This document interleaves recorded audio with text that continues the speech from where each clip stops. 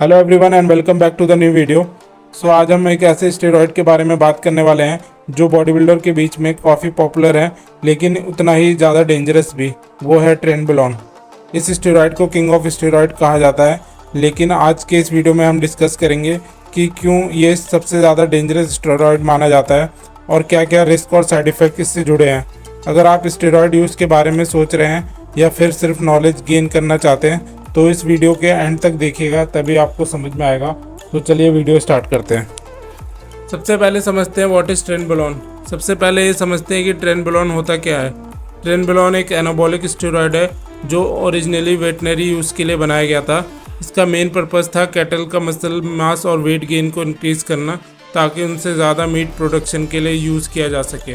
Trenbolone एक anabolic androgenic steroid है, यानी ये आपके बॉडी में मसल ग्रोथ और मेल कैरेक्टरिस्टिक को इंक्रीज़ करता है, लेकिन ह्यूमन यूज़ के लिए ये कभी भी अप्रूव नहीं किया गया था क्योंकि इसके साइड इफ़ेक्ट बहुत ज़्यादा सीवियर होते थे।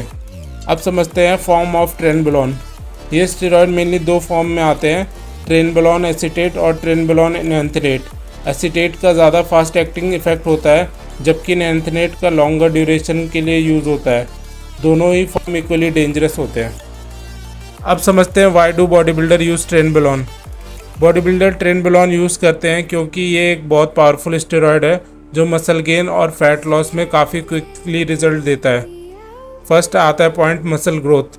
ट्रेनबोलोन का एनाबॉलिक रेशियो टेस्टोस्टेरोन से 5 गुना ज़्यादा होता है। इसका मतलब ये है कि ये मसल मास को बहुत रैपिडली इंक्रीज़ करता है। आप कुछ ही हफ्तों में लीन मसल गेन कर सकते हैं।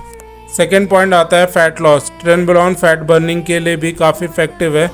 ये आपकी बॉडी के मेटाबॉलिज्म को स्पीड अप करता है, जिससे फैट लॉस फास्ट होता है और आप ज़्यादा श्रेडेड दिखने लगते हैं। थर्ड पॉइंट आता है इंक्रीज स्ट्रेंथ। स्ट्रेंथ और पावर में भी बहुत ज़्यादा बूस्ट मिलता है ट्रेनबोलोन से। बॉडी बिल्डर इसका यूज़ कंपटीशन के लिए करते हैं या फिर फिजिक को इम्प्रूव करने के लिए।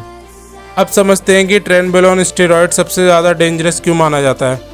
ट्रेनबोलोन का शॉर्ट टर्म या लॉन्ग टर्म साइड इफ़ेक्ट दोनों ही हार्मफुल है, जिसमें सबसे पहला पॉइंट आता है सीवियर हार्मोनल इम्बैलेंस। ट्रेनबोलोन आपके नेचुरल टेस्टोस्टेरोन प्रोडक्शन को सप्रेस कर देता है। इसका मतलब है कि जब आप इसे यूज़ करते हैं, आपका टेस्टिकल टेस्टोस्टेरोन बनाना बंद कर देता है, जिससे आपको ट्रेंडिक या सेक्सुअल डिसफंक्शन का रिस्क होता है। पोस्ट साइकिल थेरेपी के बिना आप हार्मोनल बैलेंस सही नहीं कर सकते। सेकंड पॉइंट आता है कार्डियोवैस्कुलर इशू। ट्रेनबोलोन के यूज़ से आपका ब्लड प्रेशर और कोलेस्ट्रॉल लेवल सीवियरली इम्पैक्ट होते हैं। High blood pressure, heart attack और स्ट्रोक का रिस्क काफ़ी बढ़ जाता है। ये आपके हार्ट हेल्थ के लिए काफ़ी खतरनाक साबित हो सकता है। थर्ड पॉइंट आता है ट्रेन कफ। ये एक कॉमन साइड इफ़ेक्ट है ट्रेन कफ। जब लोग ट्रेनबोलोन इंजेक्ट करते हैं, उन्हें एक इंटेंस कफिंग फीट होती है जो कुछ सेकेंड से लेकर कुछ मिनट तक चल सकता है। ये इस स्टेरॉयड का टॉक्सिक नेचर की वजह से होता है। फोर्थ पॉइंट आता है लिवर एंड किडनी डैमेज। ये स्टेरॉयड आपके लिवर और किडनी के लिए टॉक्सिक होता है। लॉन्ग टर्म यूज़ से लिवर फेलियर, जॉन्डिस और किडनी डैमेज का रिस्क हो सकता है। इसके अंदर के टॉक्सिक कंपाउंड आपके ऑर्गन को परमानेंटली डैमेज कर सकते हैं। फिफ्थ पॉइंट आता है मेंटल हेल्थ इशू।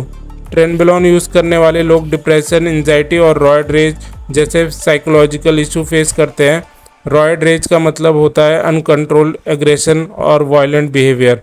ये आपके मूड स्विंग्स और मेंटल स्टेबिलिटी को भी डिस्टर्ब कर सकता है। अब समझते हैं legal and ethical concern. Trenbolone का ह्यूमन यूज़ इलीगल है। ये स्टेरॉयड ब्लैक मार्केट में मिलता है, जो उसकी प्योरिटी और क्वालिटी को क्वेश्चनेबल बना देता है। इसके साथ आपको लीगल ट्रबल का भी रिस्क होता है, जिसमें फर्स्ट पॉइंट आता है लीगल स्टेटस। ट्रेनबोलोन को मेडिकल यूज़ के लिए कभी भी अप्रूव नहीं किया गया। ये इलीगल स्टेरॉयड है और इससे पोजेसेस करने या सेल करना कानून के खिलाफ है। आपको फाइन्स या जेल तक हो सकती है। Ethical issue. बॉडी बिल्डर जो ट्रेनबोलोन यूज़ करते हैं वो अनफेयर एडवांटेज गेन करते हैं। ये नेचुरल एथलीट के साथ अनफेयर कंपटीशन क्रिएट करता है।